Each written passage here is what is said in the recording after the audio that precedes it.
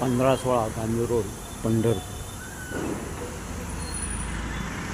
इथे लिहित आहेत ते नको पुन्हा पुन्हा